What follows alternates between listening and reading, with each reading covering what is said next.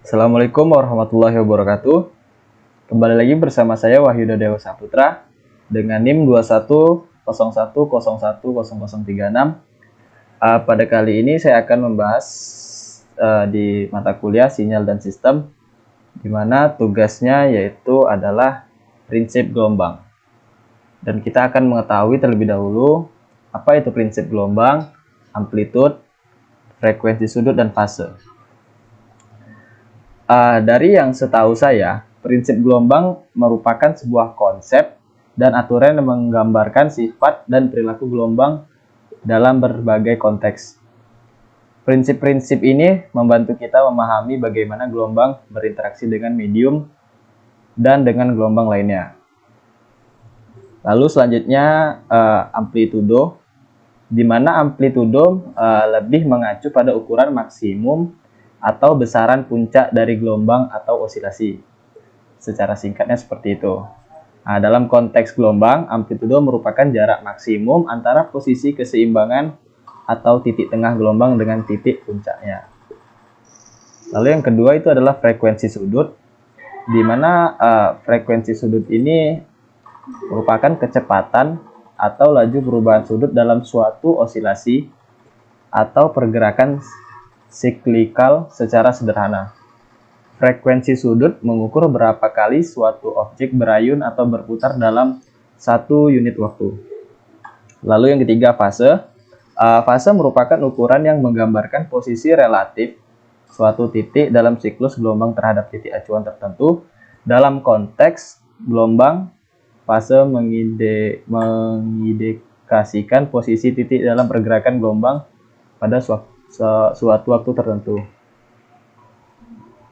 Itu merupakan pengertian dari prinsip gelombang, amplitude, frekuensi sudut, dan fase. Oke, baik, langsung saja kita ke contohnya secara nyata. Pertama-tama teman-teman bisa langsung membuka di Google Jupyter Notebook. Kita akan langsung memberikan contoh dari Jupyter Notebook itu sendiri.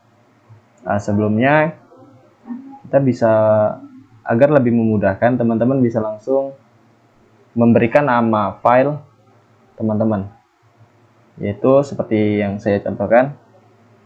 Bisa saya contohkan dengan nama saya sendiri, yaitu Wahyu Dewa Saputra. Di kali ini saya akan memberikan tugas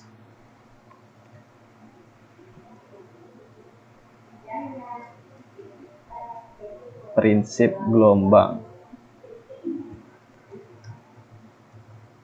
Prinsip gelombang. Oke, bisa teman-teman lihat, Wahyu Dewa Saputra, tugasnya prinsip gelombang. Langsung saja kita ke bagian pengaplikasian ya.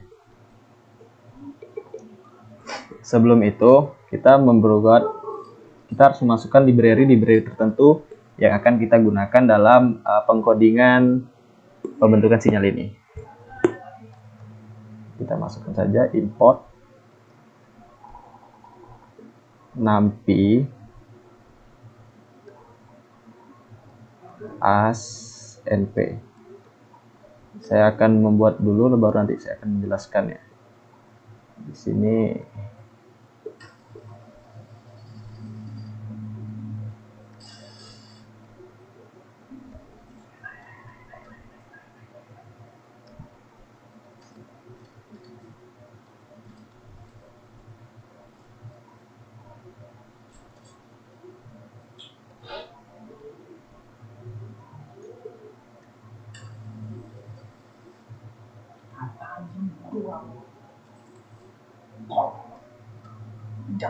jangan kosong terus.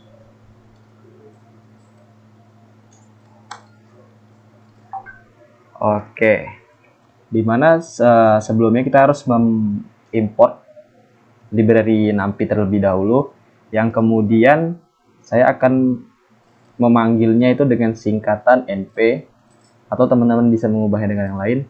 Tapi sini saya akan menyingkatnya dengan np, yang kemudian np ini saya akan simpan dalam variabel d. D ini merupakan variabel, bisa teman-teman ubah-ubah sendiri untuk variabelnya. Lalu D sama dengan NP kita kita menggunakan library yang ada di atasnya, baru linspatch. Di sini 0,02 sampai 0,05 ini adalah waktunya. Nah, untuk 1000 ini adalah banyak data yang akan kita simpan. Kita run dulu mengecek apakah benar. Oke, benar. Baru selanjutnya kita masukkan import lagi. Matplotlib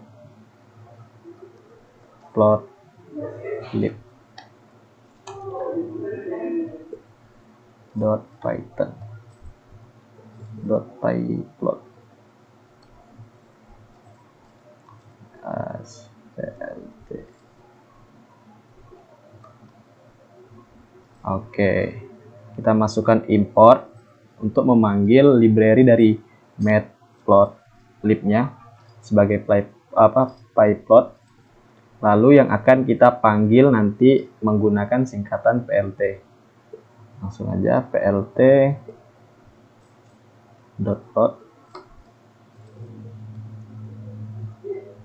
Nah, untuk memanggil variabelnya, kita panggil variabel lagi d. Lalu kita masukkan 325. Ini merupakan rumus yang saya gunakan dalam pembentukan sinyal yang akan saya buat. Buat teman-teman bisa setting sendiri rumus-rumusnya apa aja yang akan teman-teman buat. Lalu kita buat np.syn.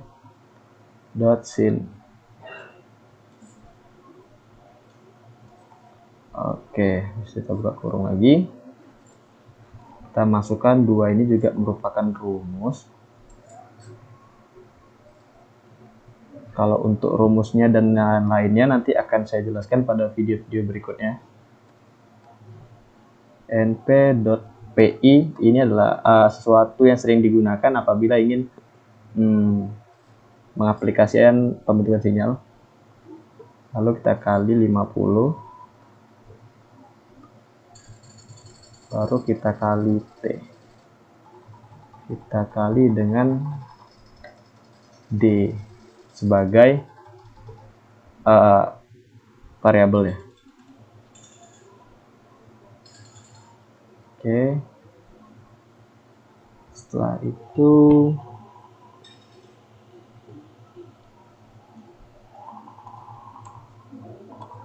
kita lanjut lagi ke plt. Di sini kita akan membuat bagian untuk X-nya. Sumbu X-nya, X label. X labelnya itu merupakan waktu, T-nya atau waktu.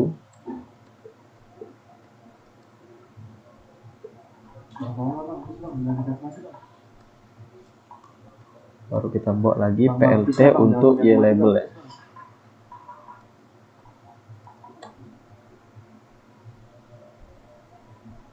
Untuk y labelnya kita masukkan dia nilai x per t.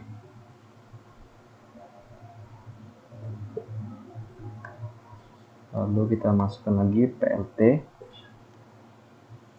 title-nya.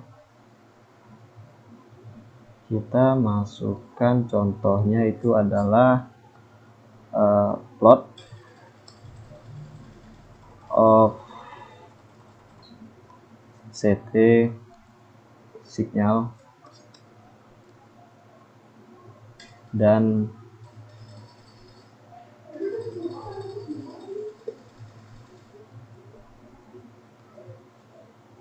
xt dari waktunya. Ini merupakan rumus yang sudah ada di Google, teman-teman bisa searching dan seterusnya dan lain-lain. Oke, kemudian kita masuk ke bagian selanjutnya. Kita akan membuatkan array.